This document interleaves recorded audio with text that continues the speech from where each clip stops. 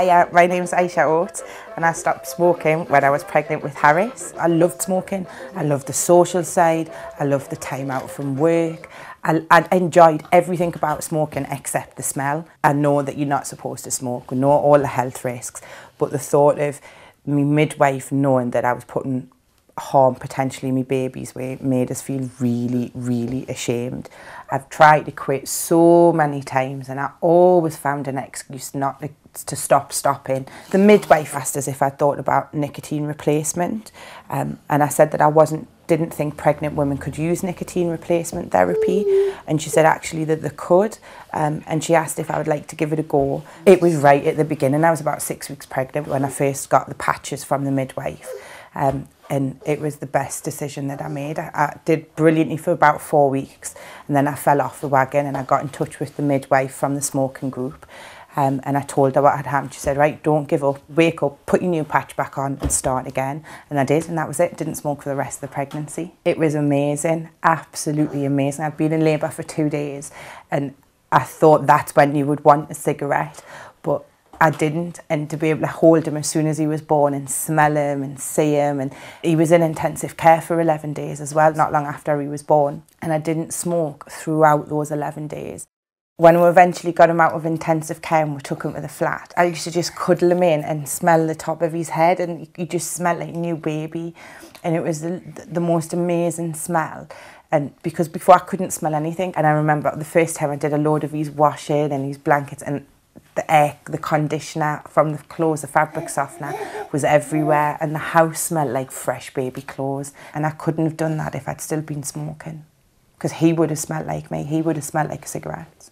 Dealing with the cravings was really difficult to begin with. Martin, my husband, was really, really supportive. When I had times when I was craving or when I was struggling or I just missed smoking, I'd say that to Martin and would find things to do together, like go for a walk or have something to eat. I found that I had to keep a bag of nuts in my drawer at work just so I had something to nibble on and munch throughout the day. Yes, I did.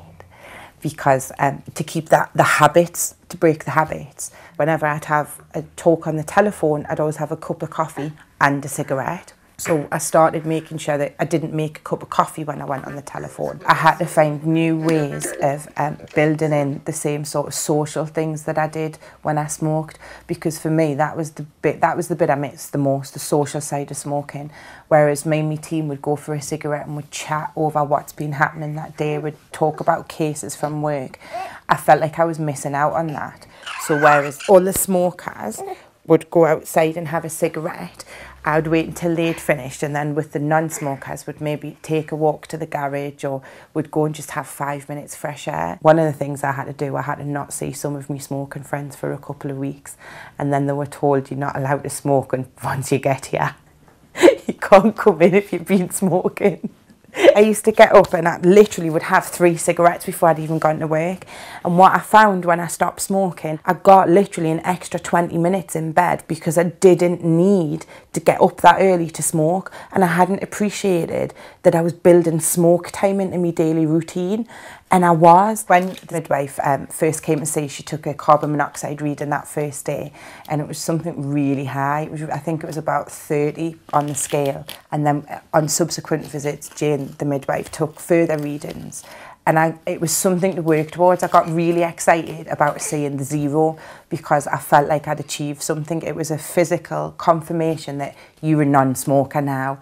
You know, you feel the benefits, you smell fresh, you taste differently, you're not wasting time stood outside in all weathers. But that 0 on the carbon monoxide reader was brilliant. I got a real buzz from it. You want your child to have the best start in life, and stopping smoking is that best start. Contact your midwife and ask them to put you in touch with the specialist smoking group, because it's the best thing I ever did.